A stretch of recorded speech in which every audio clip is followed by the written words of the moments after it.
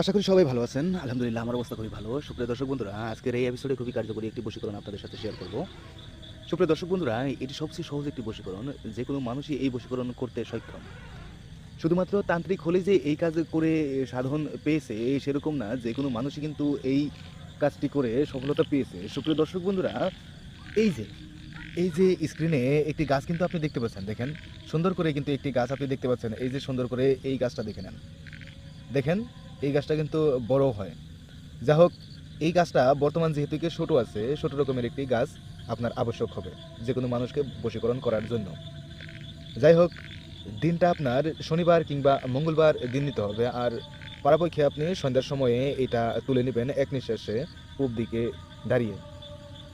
এবার এই বস্তুটাকে আপনি কি করবেন সেটি সম্পূর্ণ জানার আগে একটি কথা জানিয়ে দিই যে যদি আমাদের দ্বারা আপনারা কাজ করতে চান তাহলে 9365938282 নম্বরে যোগাযোগ করবেন।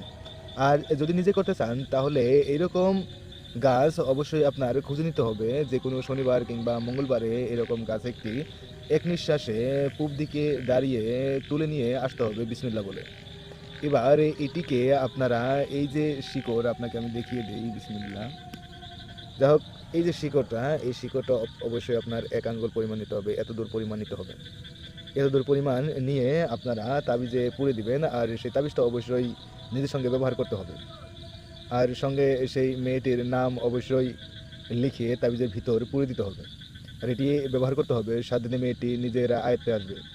তবে অবশ্যই এই কাজটি গুরুর অনুমতি ব্যতীত করা যাবে না, করলে নিজের অশেষ ক্ষতি হবে। সুপ্রিয় দর্শক বন্ধুরা, আপনাদের সবার জন্য শুভ কামনা করি এবং আপনাদেরকে বলি যে আপনারা অবশ্যই আমাদের সাথে যোগাযোগ করে কাজগুলো করবেন, অন্যথা করবেন না।